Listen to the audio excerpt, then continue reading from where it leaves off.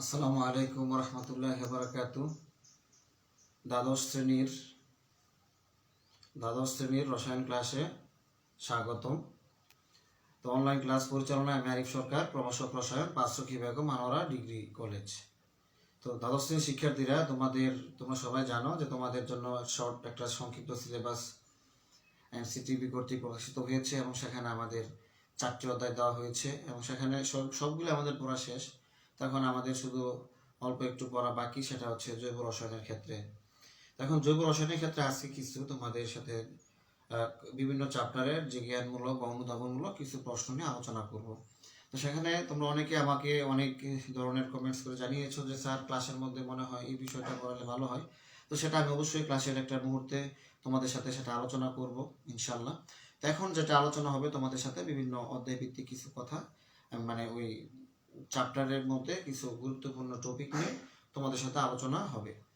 এখন দেখো যে তোমাদেরকে আমি বলেছিলাম যে অ্যামোনিয়া হচ্ছে একটা লুইস ক্ষারক। আর অ্যামোনিয়া থেকে যদি নাকি একটা হাইড্রোজেন চলে যায় তাহলে যা তৈরি হয় সেটাকে বলা হয় ইমিন মূলক। আচ্ছা, তাহলে অ্যামোনিয়া একটা লুইস ক্ষারক। আমি অ্যামোনিয়া কেন লুইস ক্ষারক আমি তাও বলেছিলাম। তা হচ্ছে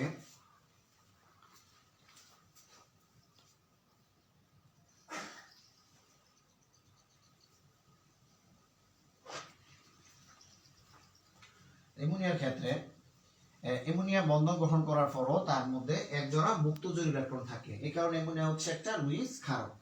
আমি কিছু সংকেত তোমাদের সামনে লিখতেছি। তা হচ্ছে অ্যামোনিয়া, মিথাইল এমিন, তারপরে লিখলাম আমি ডাইমিথাইল এমিন, তারপরে লিখলাম ট্রাইমিথাইল এমিন,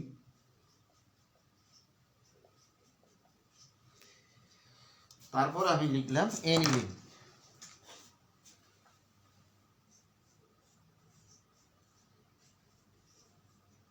এই 4টা যৌগ, 1 2 3 4 5টা যোগের ব্যাপারে তোমরা দেখো একটু।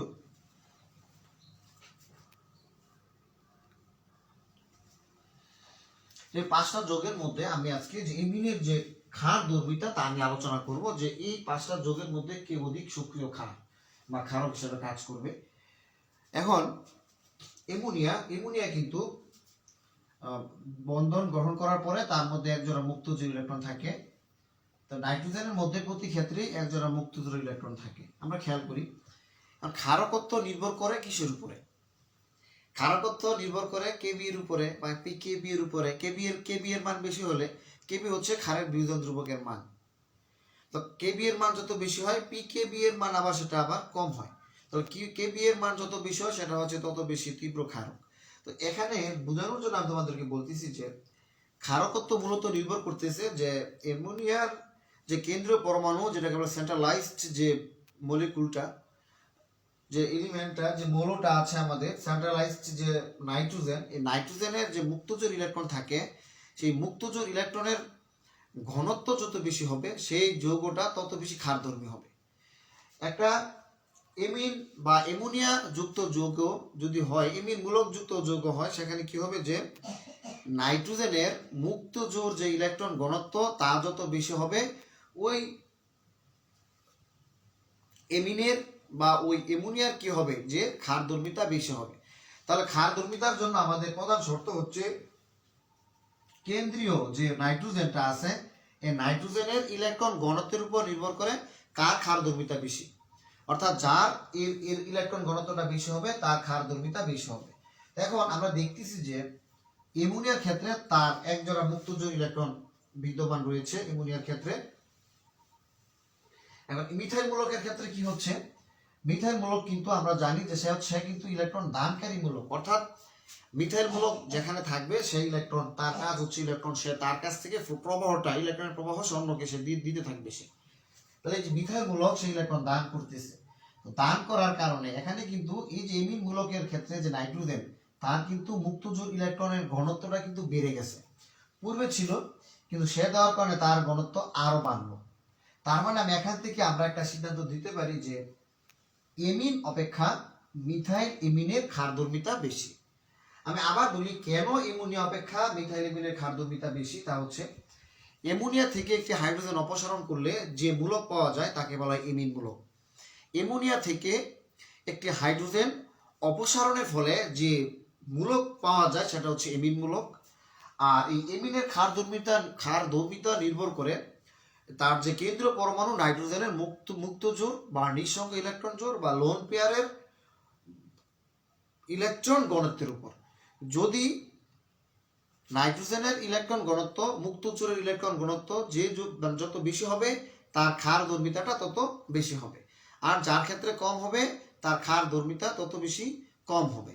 তো এখন এই যে অ্যামোনিয়া এবং মিথাইল এমিন, তো এদের ক্ষেত্রে আমরা কি দেখতেছি যে মিথাইল এমিন এবং মিথাইল এমিন, যে অ্যামোনিয়াকে কিন্তু অ্যামোনিয়ার ক্ষেত্রে তার এক জোড়া মুক্ত জোড়, এখানে এক জোড়া মুক্ত জোড়ি আছে, কিন্তু মিথাইল এমিনের ক্ষেত্রে আমরা কি দেখতেছি যে মিথাইল এমিনের ক্ষেত্রে এই মিথাইল মূলকটা নাইট্রোজেনের দিকে ইলেকট্রন ঘনত্ব সে কি করতেছে, মানে সরবরাহ করতেছে, করার কারণে এখানে কিন্তু নাইট্রোজেনের ইলেকট্রন ঘনত্ব বেড়ে গেছে। যেহেতু অ্যামোনিয়া অপেক্ষা মিথাইল এমিনের ইলেকট্রন ঘনত্ব বৃদ্ধি পায়, এই কারণে সহজে আমরা বলতে পারবো যে অ্যামোনিয়া অপেক্ষা মিথাইল এমিনের ক্ষারধর্মিতা বেশি হয়। অপরদিকে আমরা মিথাইল এমিন অপেক্ষা যদি ডাইমিথাইল এমিনটা আমরা দেখি, তাহলে আমরা বলতে পারি যে এই দিক থেকে একটা অ্যালকাইল মূলক, ডানে একটা অ্যালকাইল মূলক, এই নাইট্রোজেনের উভয় পার্শ্বে দুটি অ্যালকাইল মূলক বিদ্যমান। তাহলে এখানে কি হবে যে এই মিথাইল মূলক ইলেকট্রন সরবরাহ করবে, এই দিক থেকেও মিথাইল মূলক ইলেকট্রন সরবরাহ করবে। উভয় দিক থেকে মিথাইল মূলকের ইলেকট্রন ঘনত্বের সরবরাহ করার কারণে এই যে সেন্ট্রালাইজড যে নাইট্রোজেন তার যে ইলেকট্রন যে মুক্ত জোড় ইলেকট্রন যে ঘনত্ব, উভয় দিক থেকে ইলেকট্রন সরবরাহ করার কারণে তার ইলেকট্রন ঘনত্ব আরো বেড়ে যাবে। তার মানে মিথাইল এমিন অপেক্ষা ডাইমিথাইল এমিনের ক্ষেত্রে ইলেকট্রন ঘনত্ব মুক্ত জোড় ইলেকট্রন ঘনত্ব আরো বৃদ্ধি পায়। তাহলে সেক্ষেত্রে আমরা বলতে পারি যে মিথাইল এমিন অপেক্ষা ডাইমিথাইল এমিন আরো বেশি সক্রিয়। এখন যদি আমরা তিনটাকে তুলনা করি, অ্যামোনিয়া অপেক্ষা সে সক্রিয়, সে অপেক্ষা সে অধিক সক্রিয়, তার মানে অ্যামোনিয়া অপেক্ষা ডাইমিথাইল এমিনও অধিক সক্রিয় হয়।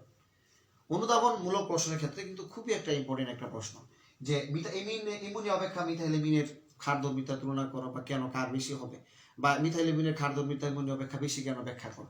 তাহলে কিন্তু এখানে আনসারটার মধ্যে এই কথাগুলো আসতে হবে। ফোর্থ, আমি যে সংকেতটা লিখলাম, এখানে নাইট্রোজেনকে ঘিরে মিথাইল মূলক একটা, দুইটা, তিনটা, অর্থাৎ যে মিথাইল মূলক এর কেন্দ্রীয় যে নাইট্রোজেনকে তিন দিক থেকে ইলেকট্রন সরবরাহ করতেছে। তাহলে সেই কারণে ডাইমিথাইল এমিন অপেক্ষা ট্রাইমিথাইল এমিনের ক্ষারধর্মিতাটা বেশি হওয়ার কথা ছিল। এটা কিন্তু স্বাভাবিক সেন্সে এটাই হয় যে ডাইমিথাইল এমিন অপেক্ষা ট্রাইমিথাইল এমিনের ক্ষারধর্মিতা বেশি হওয়ার কথা। কেন? ডাইমিথাইল এমিন অপেক্ষা যেহেতু ডাইমিথাইল এমিনকে দুইটা অ্যালকাইল মূলক ইলেকট্রন সরবরাহ করে, তার ট্রাইমিথাইল এমিনের ক্ষেত্রে অ্যামোনিয়া যে নাইট্রোজেন পরমাণু তাকে তিনটা অ্যালকাইল মূলক সরবরাহ করে। তাহলে সেই ক্ষেত্রে ডাইমিথাইল এমিন অপেক্ষা ট্রাইমিথাইল এমিনের ক্ষারধর্মিতা বেশি হওয়ার কথা ছিল, কিন্তু না, সেটা হবে না, সেটা হচ্ছে ভিন্ন। ডাইমিথাইল এমিন অপেক্ষা ট্রাইমিথাইল এমিনের ক্ষারধর্মিতা কম হয়। কেন? এখন ক্ষারধর্মিতাটা যে কেবলমাত্র যে নাইট্রোজেনের যে ইলেকট্রন ঘনত্ব তার উপর নির্ভর করতেছে একটা ফাংশন, আরেকটা হচ্ছে যে সে বা তাকে যদি কোনো ইলেকট্রোফাইল আক্রমণ করে এবং সে যে কোনো বিক্রিয়াতে কেউ যেন যুক্ত হতে পারে তার উপরও নির্ভর করে। যদি ইলেকট্রোফাইল সহজে যুক্ত হতে পারে তার সাথে, তাহলে কিন্তু তার ক্ষারধর্মিতাটা আরো বেড়ে যায়। এখানে তার কিন্তু ইলেকট্রন ঘনত্ব বাড়তেছে, সে দিচ্ছে দেওয়ার কারণে এখানে কিন্তু তার ইলেকট্রন ঘনত্ব আরো বৃদ্ধি হওয়ার কথা, কিন্তু বৃদ্ধি হলে আগত যে ইলেকট্রোফাইলগুলি তার সাথে যুক্ত হওয়ার জন্য চেষ্টা করবে। এখানে কিন্তু আগত যে ইলেকট্রোফাইলগুলো বা যার মধ্যে ইলেকট্রন ঘাটতি আছে, সে কিন্তু এই নাইট্রোজেন কেন্দ্রীয় যে নাইট্রোজেন তাকে কিন্তু আক্রমণ করবে না। আক্রমণ করার কারণে এই যে এখানে সে যে আক্রমণটা করলো, কিন্তু আক্রমণ করে কিন্তু যুক্ত হতে হবে। কিন্তু এখানে তোমরা লক্ষ্য করো, একে তিনটা অ্যালকাইল মূলক কিন্তু ঘিরে রাখছে। এটাকে বলা হয় স্টেরিক বাধা বা ত্রিমাত্রিক বাধা। স্টেরিক বাধা বা ত্রিমাত্রিক বাধা বা তাকে বলা হয় ভিড়জনিত প্রভাব। এখানে নাইট্রোজেনের ইলেকট্রন ঘনত্ব বেশি, ঠিক আছে, কিন্তু এই যে এখানে তিন দিক থেকে তিনটা অ্যালকাইল মূলক থাকার কারণে আগত যে ইলেকট্রোফাইল, এই ভিড় জনিত প্রভাবের কারণে, স্টেরিক বাধার কারণে আগত ইলেকট্রোফাইল তার সাথে সহজে যুক্ত হতে পারে না। ফলে ডাইমিথাইল এমিনে যত সহজে যুক্ত হতে পারে, ট্রাইমিথাইল এমিনের ক্ষেত্রে কিন্তু আগত ইলেকট্রোফাইল তত সহজে যুক্ত হতে পারে না। এই কারণে ডাইমিথাইল এমিন অপেক্ষা ট্রাইমিথাইল এমিনের সক্রিয়তাটা হ্রাস পায়। কেন হ্রাস পায়? যেহেতু আগত ইলেকট্রোফাইল তার এই ভিড়জনিত প্রভাবের কারণে যুক্ত হতে পারতেছে না, অর্থাৎ মিথাইল মূলক তাকে ঘিরে থাকার কারণে আগত যে একটা ইলেকট্রোফাইল সে কিন্তু কি করতে পারবে না, এখানে এসে যুক্ত হতে পারে না, তার মতো এত সহজে যুক্ত হতে পারে, ভিড়জনিত প্রভাবের কারণে সে এখানে যুক্ত হতে পারতেছে না। এই যে এই সবগুলো আমি তোমাদেরকে পড়াইলাম এলিফেটিক এমিন। আর আমরা জানি প্রধানত জৈব যৌগের দুইটা শাখা, একটা হচ্ছে এলিফেটিক পার্ট, একটা হচ্ছে অ্যারোমেটিক পার্ট। এই আলোচনাগুলো only for aliphatic compound. another side also aromatic compound, this aniline, এটা হচ্ছে এনিলিন। এখন এনিলিন এবং এলিফেটিক, তো এনিলিন অপেক্ষা এখন যদি বলি যে অ্যামোনিয়া অপেক্ষা এনিলিনের সক্রিয়তাটা কি হবে, এ কিন্তু অ্যারোমেটিক এমিন। তাহলে সক্রিয়তার ক্ষেত্রে তোমরা একটু লক্ষ্য করো, আমি প্রথমেই বলেছিলাম এই ক্ষারধর্মিতার যে প্রধান বেসিক যে বিষয়টা সেটা হচ্ছে এই মুক্ত জোড়ের ঘনত্বের প্রভাব। তো এনিলিনের ক্ষেত্রে আমরা দেখতেছি যে এই যে তার মুক্ত জোড়টা যদি সে থাকে তাহলে ঠিক আছে, কিন্তু আমরা জানি বেনজিন বলয়ের কিছু মূলক আছে, বেনজিন বলয়ের মধ্যে কিছু মূলক থাকে যাদের মধ্যে যদি ইলেকট্রন ঘনত্ব থাকে তারা কি করে, বেনজিন চক্রের দিকে ইলেকট্রন সরবরাহ করে দেয়, যাদেরকে বলা হয় বেনজিন বলয়ের সক্রিয়কারী মূলক। আবার কিছু কিছু মূলক আছে যারা বেনজিন বলয়ে থাকলে এরা বেনজিন বলয়ের ইলেকট্রন ঘনত্ব নিজের দিকে টেনে নেয়, যাদেরকে বলা হয় বেনজিন বলয়ের নিষ্ক্রিয়কারী মূলক। এখন এই যে এমিন মূলকের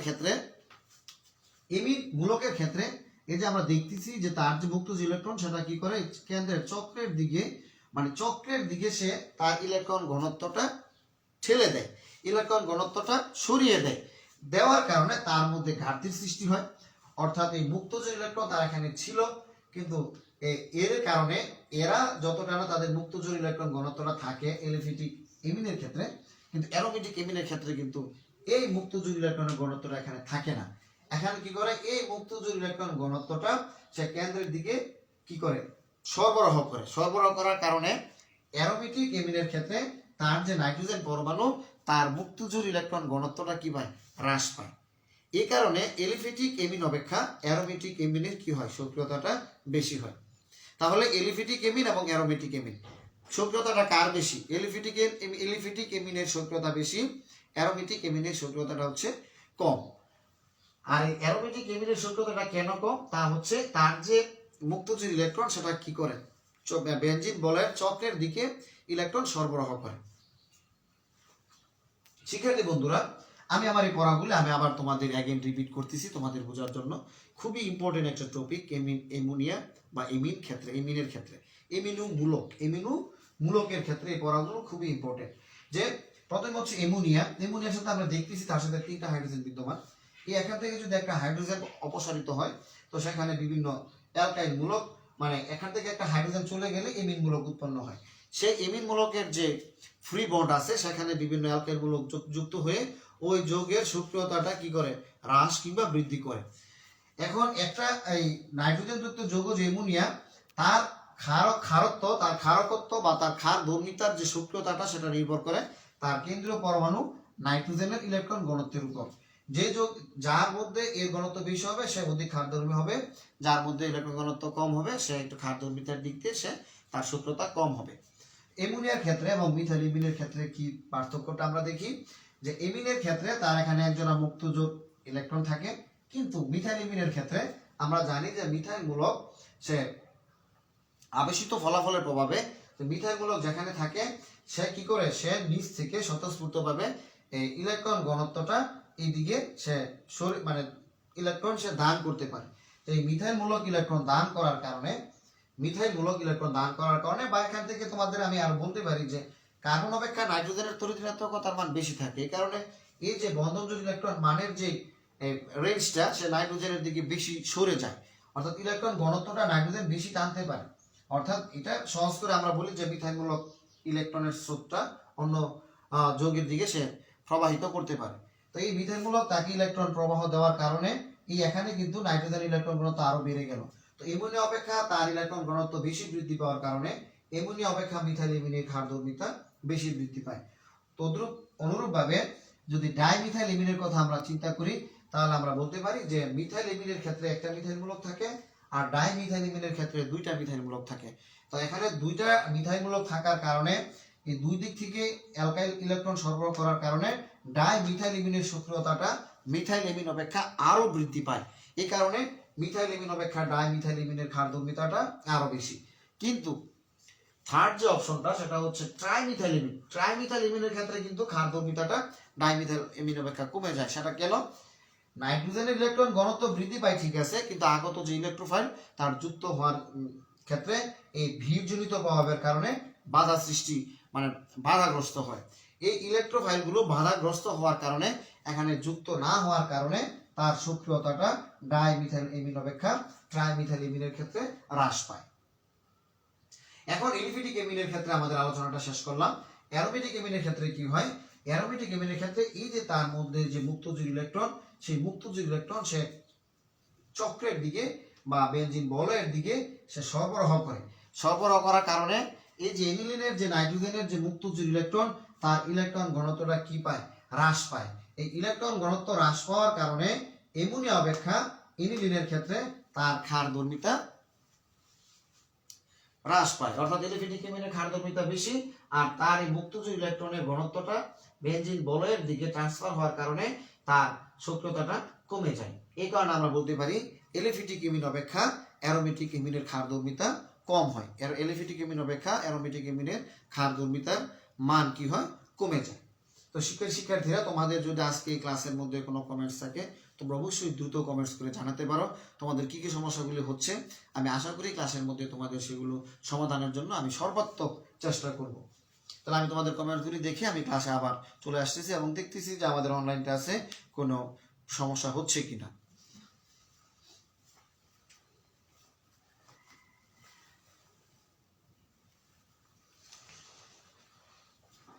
ধন্যবাদ শিক্ষার্থী বন্ধুরা, তোমরা অবশ্যই কিন্তু পরবর্তীতে ক্লাসটা করে নিবে আমি আশা করব। আমরা দেখতেছি যে ক্লাসে কোনো সমস্যা হচ্ছে না এবং লেখাও স্পষ্ট বোঝা যাচ্ছে। তোমরা অবশ্যই কিন্তু ক্লাসটাকে আবার দিয়ে দিবে।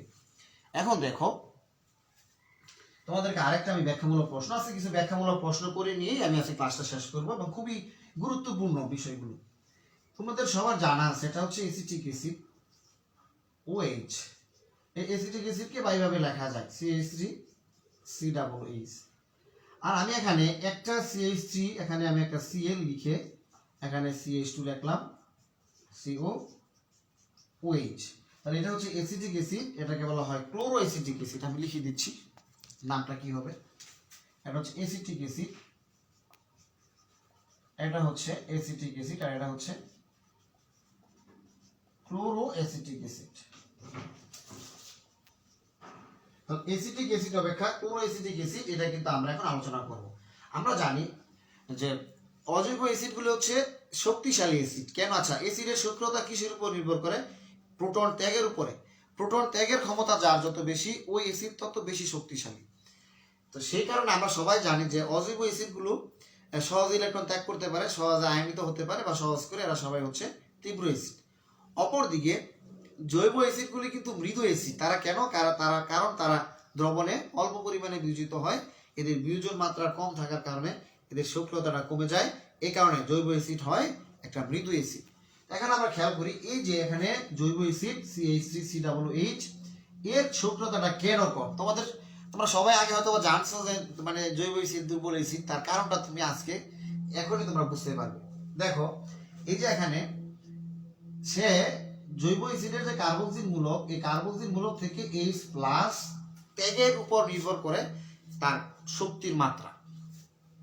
যেহেতু এখানে যে মিথাইল মূলকটা আমরা দেখতেছি, আমরা একটু আগে বলেছিলাম যে মিথাইল মূলক হচ্ছে একটা ইলেকট্রন দানকারী মূলক। ইলেকট্রন দানকারী মূলক থাকার কারণে এখানে কি হচ্ছে যে +1 ফল বলা হয় এটাকে, +1 ফল, আর এটাকে বলা হয় -1 ফল। তোমাকে পারতে হবে এটা। +1 ধনাত্মক আবেশ দুর্বৃত্তার কারণে এই যে সেই ইলেকট্রন সরবরাহ করতেছে, করার কারণে তার মধ্যে ঘাটতি সৃষ্টি হচ্ছে, এটাকে বলা হয় যে +1 ফল। এই মিথাইল মূলক ইলেকট্রন ঘনত্ব কার্বনের দিকে সরবরাহ করে, এবং এই যে কার্বনের দিকে সরবরাহ করার কারণে কার্বন এবং অক্সিজেনের মধ্যে যে ইলেকট্রন ঘনত্ব এদিকেও ট্রান্সফার হয়, তার ইলেকট্রন ঘনত্বটা এক পর্যায়ে এদিকেও চলে আসে। অর্থাৎ স্রোতের মতো যখন পানির স্রোত আসে তখন সব দিক দিয়ে সেটা যায়, প্রবাহিত হয়। যখন সে একটা ইলেকট্রনের স্রোত ডান দিকে ট্রান্সফার করে তখন এই যে ইলেকট্রন ঘনত্বটা শুধু সে পায় না, তার কাছ থেকে সেও পায়, তার কাছ থেকে সেও পায়। এখন এই যে এই বন্ধন ঘনত্বটা কি হয়, এই ইলেকট্রন স্রোতের কারণে OH এর বন্ধন ঘনত্বটা আরো স্ট্রং হয়, আরো শক্তিশালী হয়। এই যাই চেষ্টা করে সে আলাদা হওয়ার জন্য, কিন্তু মিথাইল মূলকের ইলেকট্রন স্রোতের কারণে, ইলেকট্রন প্রবাহিত করার কারণে এই যে অ্যাসিটিক অ্যাসিডের ক্ষেত্রে OH বন্ধনের যে মানে ইলেকট্রন ঘনত্বটা সেটা আরো বেড়ে যায়। আরো বেড়ে যাওয়ার কারণে এখান থেকে H কি করতে পারে না সহজে, সে আয়নিত বা প্রোটনিত হতে পারে না, সে আয়নিত হতে পারে না। অর্থাৎ সে দ্রবণের মধ্যে OH বন্ধনটা শক্তিশালী হয়ে যায়। এই শক্তিশালী হওয়ার কারণে অ্যাসিটিক অ্যাসিড দ্রবণের মধ্যে অল্প পরিমাণে বিয়োজিত হয়। এই কারণে অ্যাসিটিক অ্যাসিডকে বলা হয় দুর্বল অ্যাসিড। অর্থাৎ যারা দ্রবণে সামান্য পরিমাণে অল্প পরিমাণে বিয়োজিত হয় এদেরকে বলা হয় দুর্বল অ্যাসিড। যেহেতু এই জৈব অ্যাসিডের ক্ষেত্রে অ্যালকাইল মূলক থাকার কারণে তার OH এর ইলেকট্রন ঘনত্ব আরো বৃদ্ধি পায়, ফলে এই জৈব অ্যাসিডের কি হয়, সক্রিয়তাটা হ্রাস পায়। আশা করি শিক্ষার্থীরা তোমরা সহজে বুঝতে পেরেছো। পরবর্তীতে দেখো, যদি আমি এখানে একটা Cl মূলক বসাই দিই, এটাকে বলা হয় -1 ফল। যে -1 ফলটা হচ্ছে, দেখো সে কি করে, সে কার্বন দিকে দিচ্ছে এখানে, আচ্ছা, আর সে কি করে Cl এখানে -1 ফল, সে এই যে ইলেকট্রন তার দিকে সে টেনে নেয়। সে কার্বন থেকে, কেন্দ্রের যে কার্বন বা কার্বন থেকে Clটা কি করতে পারে, ইলেকট্রন ঘনত্বটা টেনে, ইলেকট্রনিক যে তার একটা মানে ইলেকট্রনিক একটা সরণ ঘটে এখানে, তাহলে তার দিকে টেনে নেওয়ার কারণে এই ইলেকট্রন ঘনত্ব তার দিকে চলে যায়, এই ইলেকট্রন ঘনত্ব তার দিকে চলে যায়, এই ইলেকট্রন ঘনত্ব তার দিকে চলে যায়। Cl ইলেকট্রনটা যখন নাকি এদিকে ফ্লো করে, সে যখন এদিকে সে টেনে নেয়, তার ইলেকট্রন ঘনত্ব যখন এদিকে ট্রান্সফার হয়, তখন সে প্রথম থেকে শেষ পর্যন্ত সব ক্ষেত্রে ইলেকট্রনের স্রোত Cl এর দিকে ট্রান্সফার হয়। সেই ইলেকট্রন ঘনত্ব সে টান দিল, ইলেকট্রন ঘনত্ব নিচের দিকে নিয়ে আসতেছে, নিয়ে আসার কারণে তার মধ্যে ঘাটতি হচ্ছে, সে আবার তাকে টানতেছে, কারণ আমরা জানি স্রোত কি বেশি থেকে নিচের দিকে স্রোত প্রবাহিত হয়। এখন সে এখান থেকে আসে, আবার কার্বন এখান থেকে এদিকে আসে, আবার এখান থেকে OH এদিকে আসে, তো OH অর্থাৎ পুরো বন্ধনের যে ইলেকট্রন ঘনত্বগুলো সেগুলি টোটালি Cl এর দিকে কি হয়, সরণ ঘটে, ইলেকট্রনের ঘনত্বের সরণ ঘটে। ফলে এই OH এর যে বন্ধনজোড় ইলেকট্রন, OH এর যে বন্ধনটা সেটা কি হয়, দুর্বল হয়ে পড়ে। যেহেতু এই বন্ধনের ইলেকট্রনও তার বাম দিকে সরে আসে, সরে আসার কারণে অ্যাসিটিক অ্যাসিডের ক্ষেত্রে OH বন্ধনটা ছিল শক্তিশালী, আর ক্লোরোঅ্যাসিটিক অ্যাসিডের ক্ষেত্রে এই OH বন্ধন হয় দুর্বল। কারণ অ্যাসিটিক অ্যাসিডের ক্ষেত্রে আমি আবার বলেছিলাম যে CH3 থাকার কারণে তার বন্ধনের ইলেকট্রন ঘনত্ব বৃদ্ধি পায়, আর Cl থাকার কারণে -1 ফলের কারণে এই OH এর যে ইলেকট্রন ঘনত্ব সেটা Cl এর দিকে ট্রান্সফার হয়। ফলে এই যে OH এর যে ইলেকট্রন ঘনত্বটা হ্রাস পাওয়ার কারণে এই সেই সহজে এই Hটা ত্যাগ করতে পারে। যেহেতু অ্যাসিটিক অ্যাসিড অপেক্ষা ক্লোরোঅ্যাসিটিক অ্যাসিডের ক্ষেত্রে সে সহজে প্রোটন ত্যাগ করতে পারে, ফলে তার সক্রিয়তাটাও বেড়ে যায়। এই কারণে আমরা বলতে পারি অ্যাসিটিক অ্যাসিড অপেক্ষা ক্লোরোঅ্যাসিটিক অ্যাসিডের সক্রিয়তা কি হয়, বেশি হয়। যদি প্রশ্ন আসে ক্ষয়ের মধ্যে যে অ্যাসিটিক অ্যাসিড অপেক্ষা ক্লোরোঅ্যাসিটিক অ্যাসিডের সক্রিয়তা বা কে অধিক শক্তিশালী ব্যাখ্যা করো, তাহলে তোমরা বিনাই দেয় আনসার যে অ্যাসিটিক অ্যাসিড অপেক্ষা ক্লোরোঅ্যাসিটিক অ্যাসিডের ক্ষেত্রে ক্লোরোঅ্যাসিটিক অ্যাসিডের শক্তিশালী, সে হচ্ছে বেশি শক্তিশালী অ্যাসিড, কেননা তার মধ্যে Cl থাকার কারণে OH এর বন্ধন ইলেকট্রন ঘনত্ব হ্রাস পায়, আর ওই প্রথমটাতে CH3 থাকার কারণে OH এর ইলেকট্রন ঘনত্ব বৃদ্ধি পায়।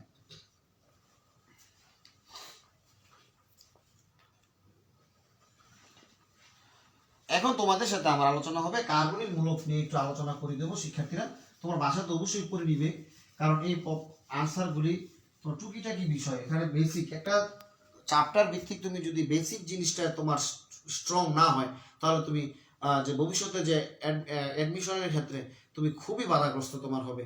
ভালো রেজাল্ট তুমি মুখস্থ করে ফেললে কিন্তু এটা কাজ হবে না, কিন্তু যখন অ্যাডমিশনের ক্ষেত্রে তোমার অ্যাকচুয়াল একটা চ্যাপ্টারের মধ্যে যেগুলি বেসিক জিনিস আছে ওই জিনিস ভিত্তিক কিন্তু তোমাকে প্রশ্নগুলি তারা করে, তখন কিন্তু এই যে তোমার এখন ইন্টারমিডিয়েট লেভেলের যে ঘাটতিটা সেটা কিন্তু উচ্চ শিক্ষার ক্ষেত্রে এটা কিন্তু তোমাকে অবশ্যই বাধাগ্রস্ত করবে। এখানে আমি যে কথাগুলি বলতেছি ক্লাসটা আমি মনে করি তোমরা খুবই গুরুত্ব দিয়ে এই ক্লাসগুলি তোমরা দেখার চেষ্টা করবে ইনশাল্লাহ।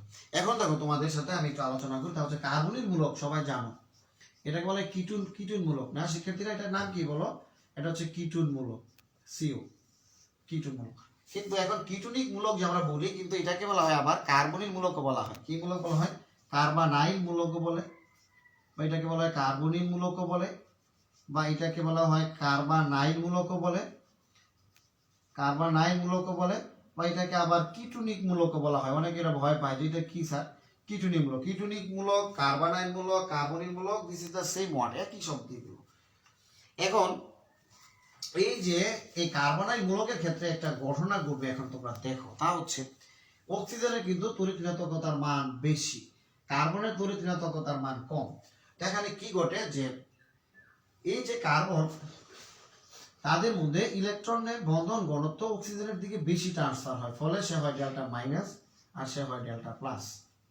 তোমরা খেয়াল করো এই যে এখানে তার যে দ্বিবন্ধন আছে, তাহলে এই একটা বন্ধনে ইলেকট্রন ঘনত্ব অক্সিজেনের দিকে মানে বেশি পরিমাণে স্থানান্তরিত হয়। তো বেশি পরিমাণে স্থানান্তরিত হওয়ার কারণে অক্সিজেন হয় আংশিক ঋণাত্মক চার্জযুক্ত আর কার্বন হয় আংশিক ধনাত্মক চার্জযুক্ত।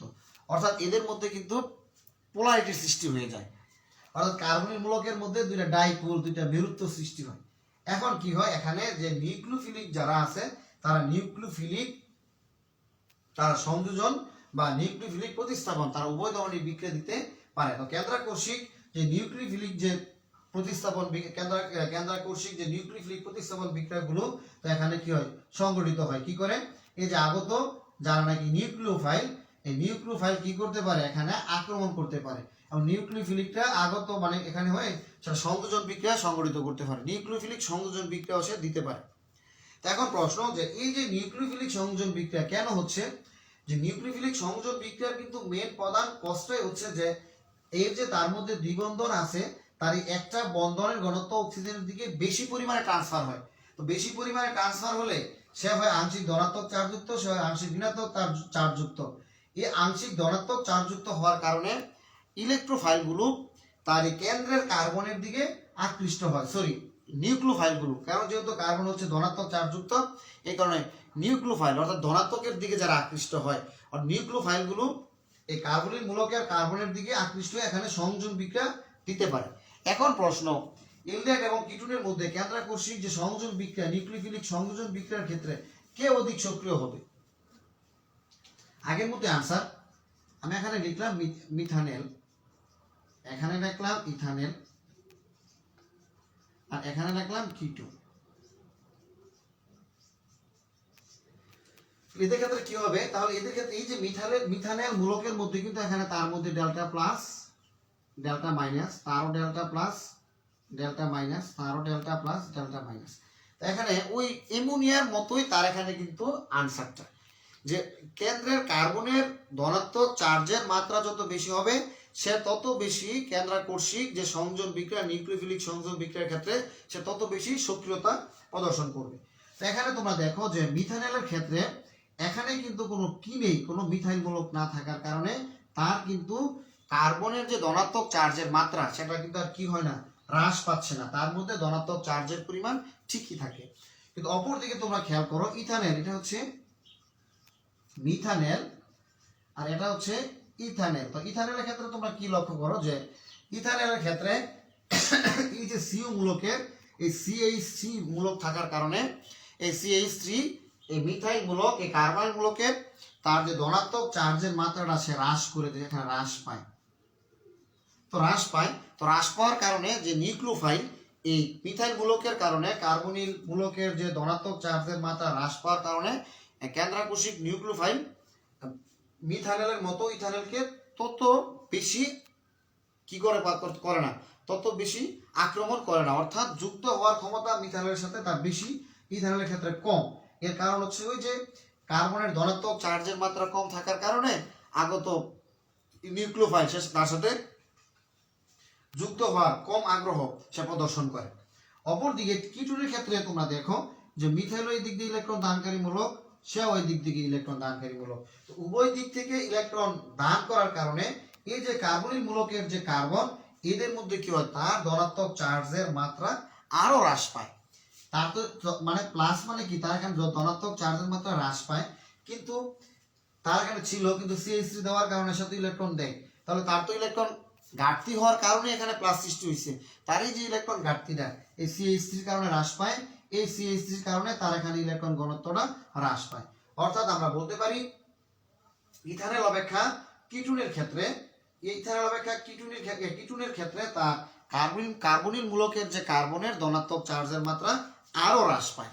তাহলে এখান থেকে আমরা বলতে পারি যে অ্যালডিহাইড অপেক্ষা কিটোন কিন্তু কম সক্রিয়। কেন্দ্রাকর্ষিক যে সংযোজন বিক্রিয়ার ক্ষেত্রে, কেন্দ্রাকর্ষিক সংযোজন বিক্রিয়ার ক্ষেত্রে অ্যালডিহাইড অপেক্ষা কিটোন কম সক্রিয়তা প্রদর্শন করে। আবার যদি প্রশ্ন আসে যে মিথানল এবং ইথানল অপেক্ষা কেন্দ্রাকর্ষিক যে সংযোজন বিক্রিয়ার ক্ষেত্রে মিথানল এবং ইথানলের মধ্যে কে অধিক সক্রিয়, তখন তোমরা বলবে যে মিথানল অপেক্ষা ইথানলের কেন্দ্রাকর্ষিক সংযোজন বিক্রিয়ার ক্ষেত্রে মিথানল অধিক সক্রিয় আর ইথানল হচ্ছে কম সক্রিয়।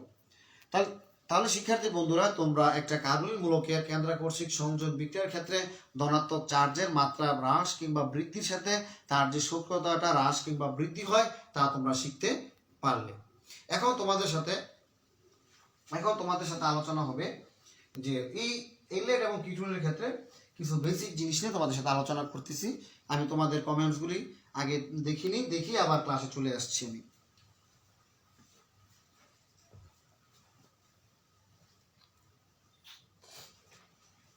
ধন্যবাদ। সত্যি আসলে তোমাদের অনলাইন ক্লাসের প্রতি আগ্রহ বেশি দেখি না। তোমাদের আসলে তোমরা মোবাইল ঠিকই ব্যবহার করো, কিন্তু মোবাইলটা ব্যবহার যেহেতু করো, তোমাদের এই যে অনলাইন ক্লাসগুলো তোমরা যদি মনোযোগ দিয়ে দেখতে বা করতে, তাহলে আজকে তোমাদের এই চ্যাপ্টার ভিত্তিক অনেক তোমাদের সমস্যাগুলো সমাধান হতো। আজকে এই ক্লাসের মধ্যে আমি তোমাদের সাথে কত গুরুত্বপূর্ণ বিষয় নিয়ে আলোচনা করলাম। যদি এই ক্লাসটা অবশ্যই আমি আশা করব তোমরা পরবর্তীতে অবশ্যই তোমরা এই ক্লাসটা তোমরা দেখে নিবে এবং তোমাদের এই ক্লাসের মধ্যে আশা করি যে অনেকগুলো সমস্যার তোমরা ইনশাল্লাহ সমাধান করতে পারবে। এখন প্রিয় শিক্ষার্থীরা, তোমাদের জন্য যেটা আমি কিছু এসএসসি এইচএসসি পরীক্ষার জন্য কিছু গাইডলাইন আমি দিচ্ছি, তা হচ্ছে অবশ্যই প্রথম অধ্যায়টা পরিবেশ রসায়ন জন্য কোনো প্রকারে তোমাদের কোনো আনসার মিসিং না হয়। তোমরা সেটা অবশ্যই বাসাতে ওই চ্যাপ্টারটা কিন্তু ভালোভাবে তোমরা আত্মস্থ করবে, মুখস্থ করে নিবে এবং আমার যে ক্লাসের যে পড়াগুলি ছিল তা খাতা দেখে দেখে প্রত্যেকটা ক্রিটিক্যাল জিনিস কিন্তু আমি ক্লাসের মধ্যে এগুলি আমি সলিউশন করে দিছি। সুতরাং ওই খাতা দেখে দেখে অবশ্যই যেন প্রথম অধ্যায়টা তোমার কোনো সমস্যা না থাকে। আর বিশেষ করে যেটা তৃতীয় অধ্যায় পরিমাণগত রসায়ন, সেখানে কিন্তু আমি প্রত্যেকটা পার্ট টু পার্ট আমি তোমাদের সাথে আলোচনা করেছিলাম। জারণ বিজারণ, তার সাথে গাণিতিক সমস্যাগুলো আমি দেখিয়েছি। আয়োডিমিতি সেখানেও তার গাণিতিক সমস্যা আমি তোমাদেরকে দেখাইছি। তারপরে আমাদের যেটা স্টয়কিওমেট্রিক বা রাসায়নিক বিক্রিয়া ভিত্তিক যে লিমিটিং বিক্রয় ভিত্তিক যে গাণিতিক সমস্যাগুলো ছিল চুনা পাথরের সাথে, ওইগুলো কিন্তু আমি তোমাদের সাথে ভালোভাবে ডিটেলস আলোচনা করেছিলাম। ওইগুলো যারা ক্লাস করেছে তাদের কাছ থেকে তোমরা পরস্পর একে অন্যকে হেল্প করে তোমরা পরিমাণগত রসায়ন অধ্যায়টা কিন্তু ভালোভাবে এমনভাবে একটা প্রিপারেশন নিবে যেন আমাদের পরিমাণগত পরিবেশ রসায়ন এবং পরিমাণগত রসায়ন থেকে যে কোনো প্রশ্ন আসে যেন তোমরা ইজিলি আনসার করতে পারো। আর যেটা থার্মোকেমিস্ট্রি যেটা বা ইলেকট্রোকেমিস্ট্রি, তড়িৎ রসায়ন থেকে আমি তোমাদের কোষ বিক্রিয়া স্বতঃস্ফূর্ততা, পাত্রে রাখা যাবে কি যাবে না, নার্নস ইকুয়েশন, ফ্যারাডের সূত্র ভিত্তিক গাণিতিক সমস্যা, এগুলি কিন্তু ক্লাসের মধ্যে অনেক সুন্দর করে আলোচনা হয়েছে। তা আমি আশা করব যে আমি নেক্সট ক্লাসে তোমাদের এই স্বতঃস্ফূর্ততা নিয়ে আলোচনা করব ইনশাল্লাহ, এবং তড়িৎ রসায়নটা আমি তোমাদেরকে একটু বুঝিয়ে দেওয়ার চেষ্টা করবো। তো তড়িৎ রসায়নটা তোমরা এমনভাবে প্রিপারেশনে যাবে যেন নাকি তার কোষের গঠনগুলি বা কোষ বিক্রিয়া স্বতঃস্ফূর্ততা কোনো প্রকারই যেন এই অধ্যায়ের আনসার তোমাদের জন্য কোনো মিসিং না হয়। আর জৈব রসায়নের ক্ষেত্রে যে আমি ক্লাসের মধ্যে তোমাদের পরীক্ষাতে আসার মতো সমস্ত জিনিসগুলি আমি ইনশাল্লাহ তোমাদের সাথে আলোচনা হয়েছে। তোমাদের সাথে নেক্সট উইকে লাস্ট একটা ক্লাস করব, তারপরে তোমাদের যোগাযোগ ইনশাল্লাহ আমি আশা করি যে আর কোনো পড়া থাকবে না। তার মানে তোমরা অবশ্যই পরবর্তী যে ক্লাসটা আছে খুবই গুরুত্ব সহকারে দেখবে, অর্থাৎ জৈব রসায়ন থেকেও যেন তোমরা আনসারটা করতে পারো এবং সেখান থেকে যে ওই সমস্ত অধ্যায়ের মধ্যে যে কিছু প্রশ্ন এখান থেকে ইন করবে প্রত্যেকটা আনসারজনক করে তোমাদের ভালো একটা ফলাফল হয়, সেজন্য আমাদের এই আপ্রাণ চেষ্টা আমরা তোমাদের অনলাইনে ভিত্তিক শিক্ষা কার্যক্রম পরিচালনা করছি যেন কলেজের সুনাম এবং বিশেষ করে সাবজেক্ট ভিত্তিক রেজাল্ট ভালো করলেই কলেজের রেজাল্ট ভালো হবে। শুধু আমার রসায়নই নয়, সমস্ত বিষয়ের পড়াগুলি তোমরা এইভাবে ভালো রেজাল্ট করে তোমাদের জন্য উচ্চ মাধ্যমিক তোমরা একটা ভালো ফলাফল নিয়ে তোমরা ভালো